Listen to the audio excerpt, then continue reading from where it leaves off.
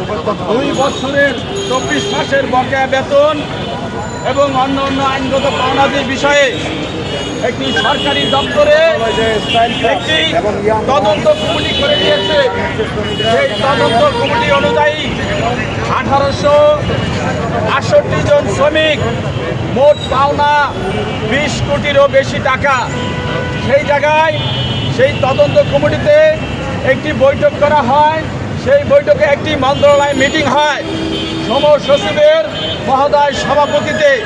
সেই সভায় আলোচনা করা হয় যে এই যেহেতু 1863 জন শ্রমিক, তার ভিতরে মামলা আলা শ্রমিক ছিলেন 958 জন। তার পরবর্তীতে এর মাঝখানে কিছু শ্রমিকদেরকে কিছু আংশিক টাকা দেওয়ার পরে 763 জনের একটি চুক্তি হয়।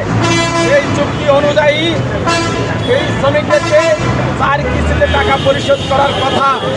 আমরা কি দেখলাম, প্রথম 1 কিস্তির টাকা পরিশোধ করলো, সেই জায়গায় মাত্র 763 জনের পরিশোধ করার কথা, কিন্তু 763 জনের পরিশোধ না করে মাত্র 460 জনকে পরিশোধ করা হয়েছে ঈদের আগে।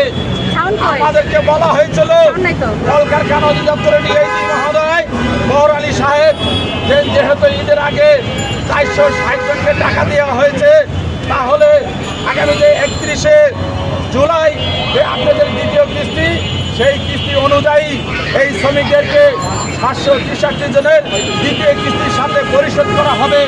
কিন্তু আমরা দেখলাম 31শে জুলাই যখন এই শ্রমিকরা তাদের দ্বিতীয় কিস্তির টাকা মোবাইল ব্যাংকিংয়ের মাধ্যমে পরিশোধ করার কথা, সেই জায়গায় আজকে হলো 11 তারিখ। সেই 11 তারিখে এখন পর্যন্ত এই শ্রমিকদের যে মন্ত্রণালয় ত্রিপক্ষীয় চুক্তি হয়েছে, সেই চুক্তি অনুযায়ী এই শ্রমিকদের এখন পর্যন্ত তাদের মোবাইল ব্যাংকিংয়ের মাধ্যমে টাকা যায় নাই।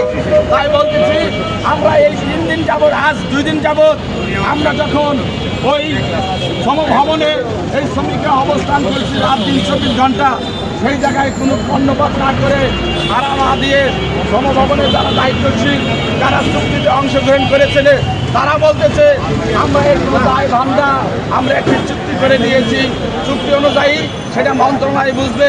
সেই জন্য আমরা আজকে এই মন্ত্রণালয়ের অভিমুখে যে এই স্মারকলিপি আমরা প্রদান করব, আমরা বিক্ষোভ মিছিল করে প্রদান করব।